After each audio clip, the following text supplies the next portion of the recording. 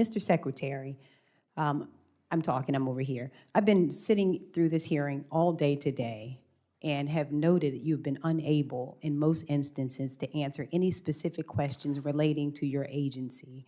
I think, Because I haven't been given time. well, no, you have been given time, but the point of the matter is you've been unable to answer specific questions. Sir, you are the wrong person for this job. And you had in this hearing today the unmitigated gall to say at the beginning of your testimony that China is ahead of the United States in healthcare because China does not have DEI. I didn't say that. Well, we can roll back the tape. You absolutely And did you say will that. find I didn't say that. That is absolutely what you said. Knowing that the NIH budget is getting squeezed and the indirect costs likewise, how will the NIH successfully do more with less? How will we build those new scientists to find these cures and to compete with geopolitical rivals? Well, for one thing, Senator Cassidy, you're talking about neurodegenerative disease now? For example, ALS or Alzheimer's. ALS, right? The Chinese are not spending a lot of money on DEI, and and we are cutting those studies. We're cutting studies on gain of function studies, and we're cutting grants to foreign scientists from adversarial countries, and particularly the Chinese, which have the 1,000 Talents program, which is openly trying to exploit U.S. research and take our IP. I was talking about science, and I didn't say they're ahead of us. They're ahead of us in some forms of science, certainly not in healthcare. Well, we can roll back the tape, but nonetheless, let me go on with my questions and ask you this. You just heard about the Safe to Sleep campaign, and you have made cuts. You made it very clear here today. You have no knowledge whatsoever of the absolutely amazing scientists and researchers who you have callously fired. You know nothing about the cuts. Didn't fire any working scientists, Senator. That, sir, is not true either. But nonetheless, But it is true. It is not true. Let me ask you another specific question. The Safe to Sleep campaign. Well, then can you name, sir, which office the Safe to Sleep campaign operates out of? The which campaign? Well, that's the one that the senator just asked you about 2 minutes ago that prevents babies from dying in their sleep. A 30-year program inside your agency. You would agree that it's important. I think it's part of HRSA or ACF. It's ACF. No, actually, it's in Health and Human Services. Yeah. And I think, and again, No, they're all within Health and Human Services, but the subdivision is ACF.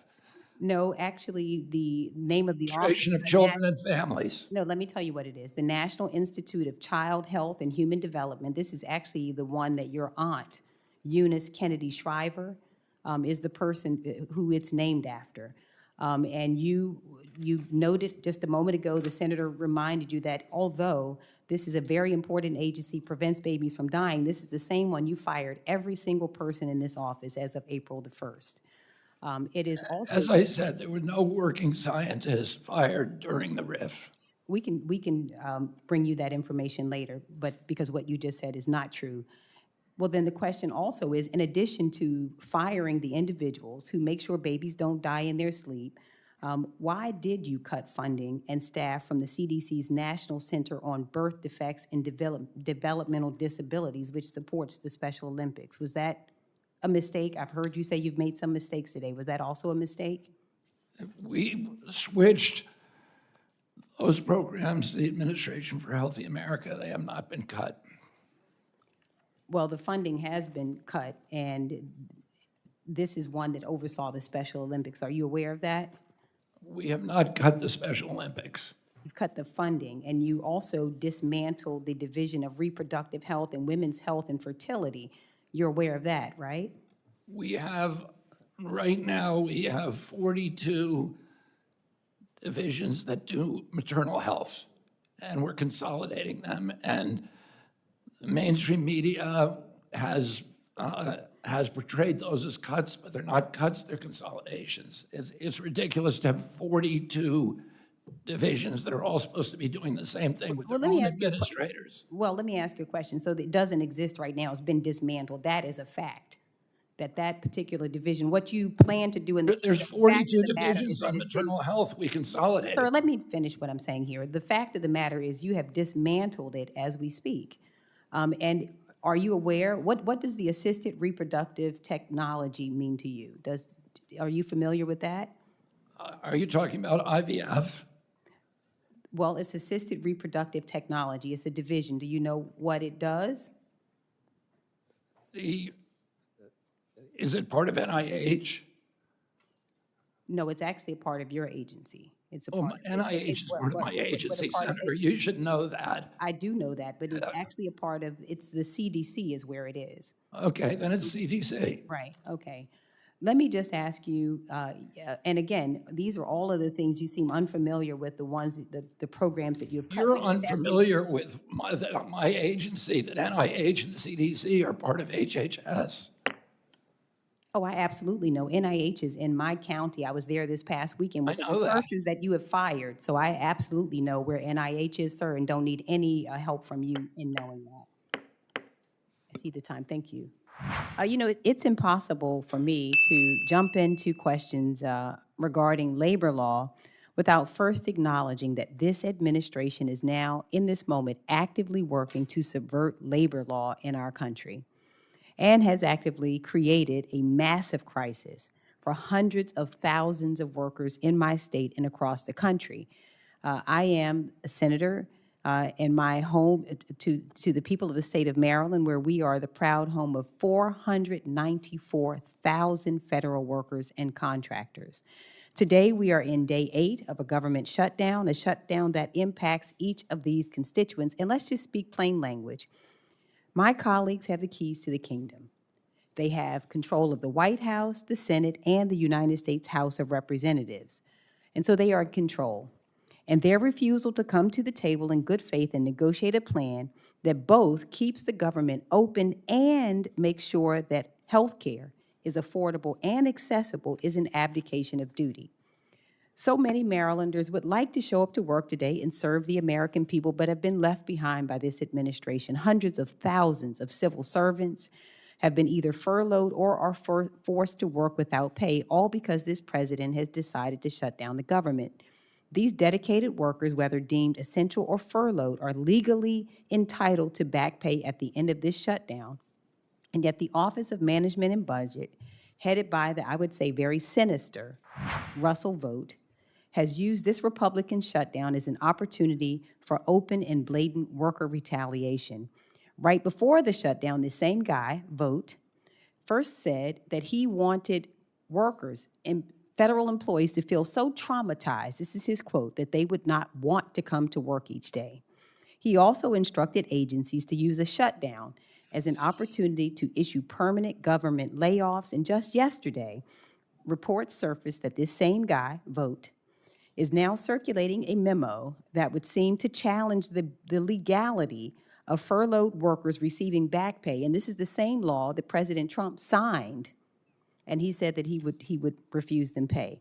So, Mr. Abruzzo, I'd like to ask, you are a dedicated career professional who has defended workers' rights and protections under the law. Under the National Labor Relations Act, is it illegal for an employer to threaten employees with a loss of pay to coerce them during a lawful labor dispute?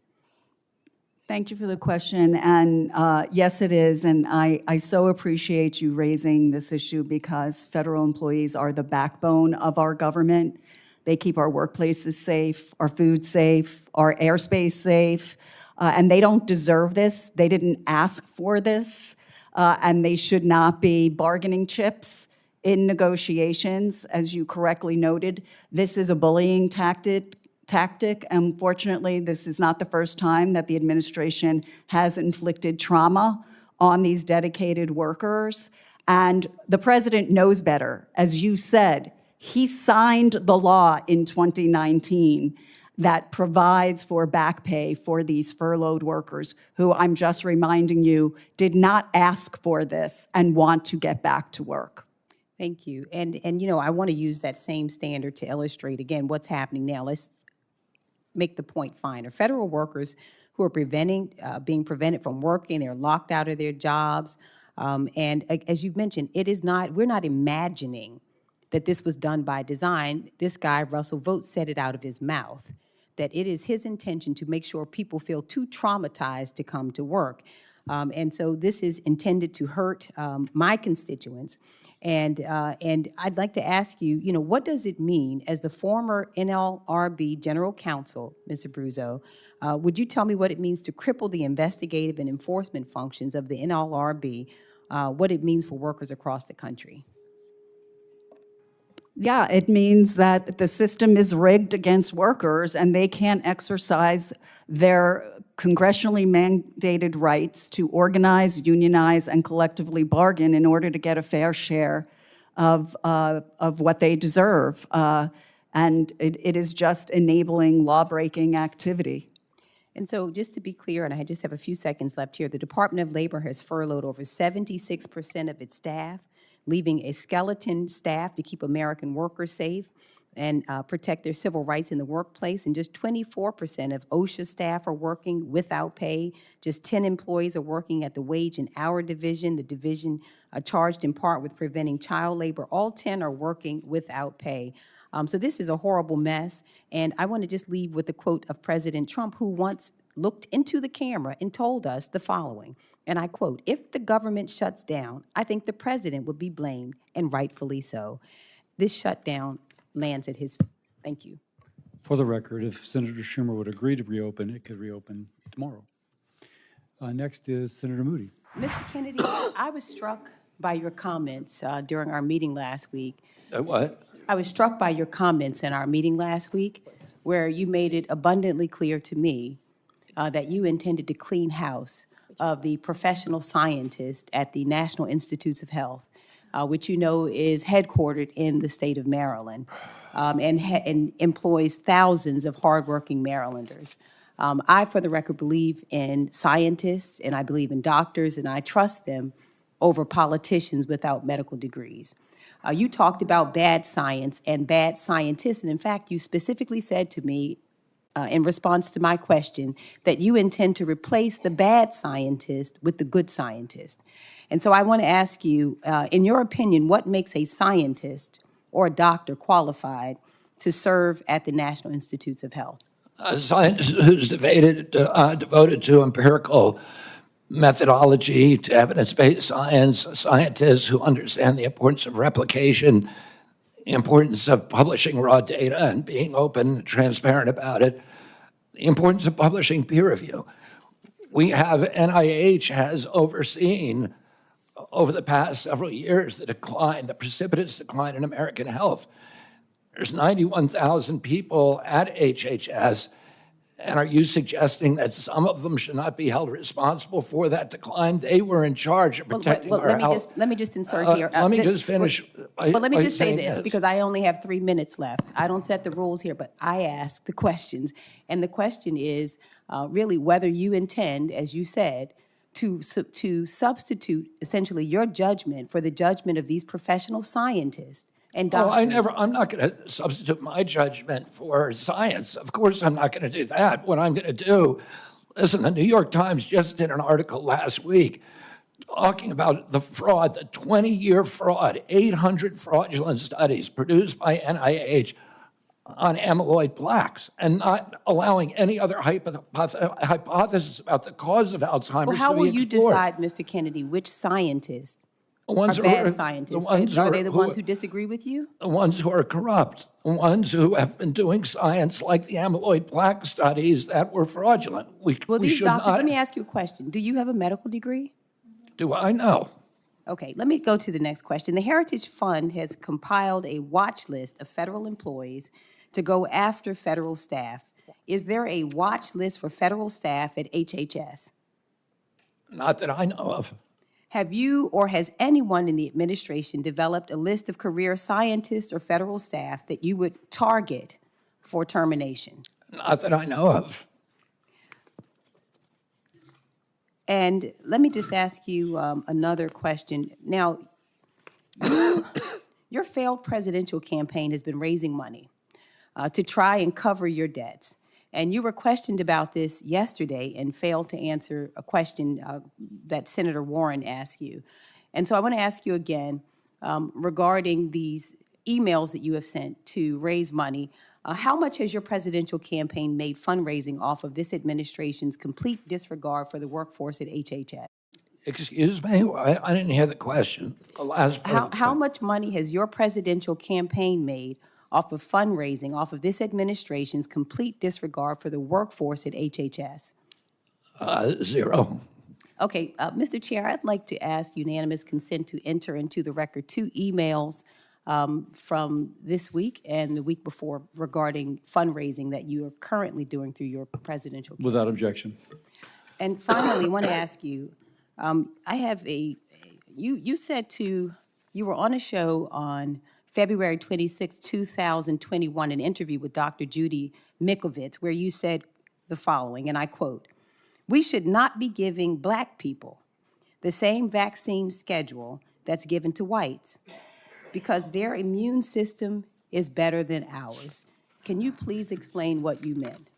There's a series of studies, I think most of them by Poland, that show that to particular antigens that Blacks have a much stronger reaction. There's differences in reaction to different products by different races. So I have 17 seconds left. Let me just ask you then. So what different vaccine schedule would you say I should have received? What different vaccine schedule should I have received? I mean, the Poland article suggests that Blacks need fewer antigens than... This is so So you get the dangerous. same measles vaccine. but Mr. Kennedy, with all due respect, that is so dangerous. Your voice would be a voice that parents would listen to. That is so dangerous. I will be The voting truth against is your nomination because science. your views are dangerous to our state and to our country. I mean, do you think science is dangerous, Senator? This is published, peer-reviewed studies. I yield.